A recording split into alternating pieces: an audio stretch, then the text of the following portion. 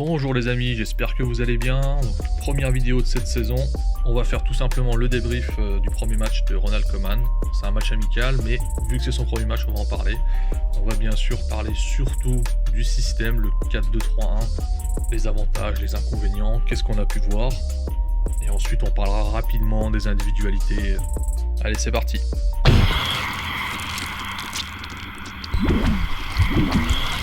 Donc on commence avec le système. Comme annoncé, comme attendu, Koeman utilise donc un 4-2-3-1 avec un double pivot au milieu de terrain. Le premier avantage, évidemment, c'est la largeur. L'équipe occupe toute la largeur du terrain grâce à ce système. Les ailes sont occupées, voire dédoublées. Pourquoi ? Parce qu'on a toujours un ailier ou deux qui est bien positionné en phase de transition. Je dis bien en transition, car on n'avait pas ça la saison passée. Ensuite, il y a une deuxième chose, c'est qu'une fois que l'attaque est installée, c'est-à-dire qu'une fois que l'équipe a sorti la balle et est arrivée dans le camp adverse, le fait d'avoir un double pivot, donc deux milieux défensifs, en plus des deux centraux en position reculée, ça vous fait 4 joueurs. Et donc ça permet aux latéraux de monter plus facilement, plus sereinement, et d'avoir un dédoublement de chaque côté. Ce qui se passe en gros par rapport à notre système de l'année dernière, il va y avoir un joueur de moins en position axiale avancée. Du coup, il sera plus reculé en position axiale et ça vous permet d'avoir au moins un latéral en plus qui va monter très haut et occuper l'aile. Après, il y a aussi le niveau individuel des latéraux, mais ça, c'est une autre histoire. Alors, je ne m'emballe pas sur un premier match amical. En réalité, les avantages de ce système, j'avais pu les voir il y a 1 an et demi contre Lyon en Champions League. Au match aller, si vous vous souvenez, le match où on fait 0-0 à Lyon, Ernesto Valverde avait déjà plus ou moins utilisé un système similaire. Bon, c'était du Valverde, mais c'était bien un 4-2-3-1. On avait Bouzy et Rakitic qui faisaient office de double pivot. Messi occupait une position très axiale, juste derrière Luis Suarez. Il y avait Ousmane Dembélé à gauche et il y avait Sergi Roberto qui était plus ou moins à droite. Et en fait, ce jour-là, ce système-là, malgré le fait que c'était Valverde et malgré que ça manquait d'ambition offensive, finalement, et malgré le score de 0-0, finalement, le Barça s'était créé quand même pas mal d'occasions. Et ça, c'était surtout dû au fait qu'il y avait de la largeur sur le terrain et du coup, le bloc lyonnais était écarté. Et du coup, Messi avait beaucoup plus d'espace au milieu pour créer du jeu. Je vous invite à aller revoir peut-être le résumé ou le match si vous trouvez sur Internet. C'est assez parlant et c'est assez frappant. Bon, maintenant on va parler des choses qui fâchent un peu plus. Les problèmes évidemment, qui sont toujours là. Premièrement, il y a les problèmes défensifs, ça n'a pas bougé. On n'a pas de nouveaux latéraux, donc là-dessus ça va être très compliqué, il va y avoir les mêmes problèmes. Même si avec le système, ça va être un peu cache-misère du niveau des latéraux. Ça peut le faire en Liga, mais si tu veux gagner, si tu veux être compétitif en Ligue des Champions, comme disait Messi dans son interview, si tu veux être compétitif en Ligue des Champions, avec des latéraux comme ça risque de ne pas être suffisant, très clairement. À voir comment Koeman les fait bosser après derrière. Ensuite, la ligne de défense tout entière a été mauvaise l'année dernière, surtout en Ligue des Champions, voilà, on peut pas dire le contraire. Et ça, c'est un autre chantier que Koeman va avoir. Après, c'est pas forcément un problème de joueurs, mais de collectif et de préparation. Le Barça est une équipe qui défend haut en tenant le ballon. Et ça passe par une rigueur tactique. Ça va être le premier challenge de Koeman. Et ensuite, il y a la préparation physique, le volume, le pressing. Il faut savoir presser haut sur le terrain. Si vous regardez les deux derniers vainqueurs de la Champions League, le Bayern et Liverpool, ce sont des équipes qui maîtrisent parfaitement le pressing et le contre-pressing.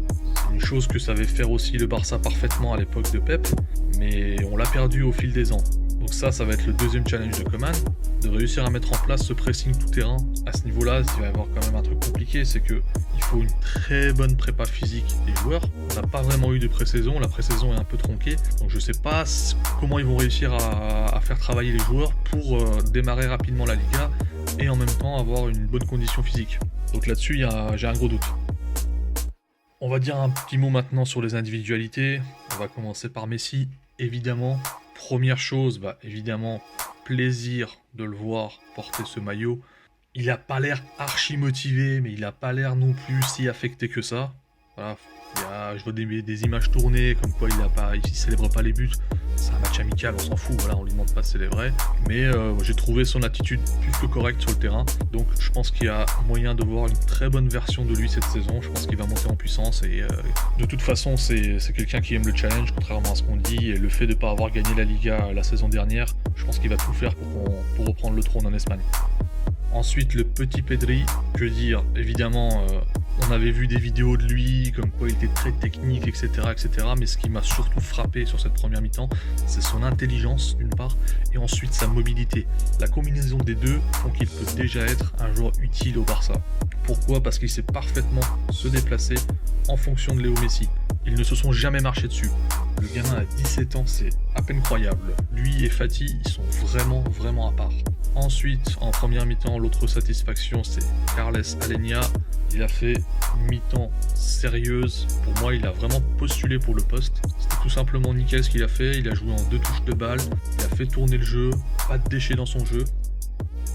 On passe à la deuxième mi-temps. Donc là, l'autre recrue phare entre guillemets, c'est Trincao. Énorme satisfaction lui aussi. On sent qu'il a confiance en lui. Il est bon, il est habile. Il donne vraiment envie de croire en l'avenir. Ensuite, Riqui Puig, donc lui c'est comme Aleñá, le talent on connaît, on sait que c'est un joueur exceptionnel. On ne l'avait pas encore vu dans ce poste, dans ce registre, jouer très bas face au jeu, mais avec les qualités qu'il a, voilà, il a régalé et il a montré qu'on avait vraiment tout ce qu'il fallait à la Masia, au moins pour le milieu de terrain. Que ce soit offensivement ou défensivement, il a été top. Au niveau du pressing, il n'a pas arrêté, il a harcelé les joueurs adverses. Je crois qu'il y a une action, c'est à la 90e ou 91e, il fait un super tacle, il récupère le ballon, il se relève, il initie le contre-attaque, il envoie la balle à Trincao et voilà, on arrive sur une action de but, Trincao fait un petit pont, il en tente le deuxième, il perd la balle, mais concrètement voilà, on arrive devant le but adverse en même pas 10 secondes et ça part d'une récupération de balle de l'équipe Puig. Ensuite, autre satisfaction, Frenkie de Jong. Évidemment, c'est sa deuxième mi-temps, c'était un peu le patron du milieu de terrain, comme on pouvait l'attendre. Avec Coman, c'était sûr qu'il allait le mettre dans des conditions parfaites. Je pense que la transition a déjà commencé et que cette saison, Frenkie va devenir le patron du milieu de terrain. Voilà, c'est tout pour cette vidéo. On a fait juste une petite passe rapide sur les nouveaux joueurs et les jeunes. Il n'y a pas de quoi s'emballer plus que ça. On va attendre les prochains matchs pour analyser profondément le système de Coman et voir comment ça évolue. En attendant, prenez soin de vous. Ciao.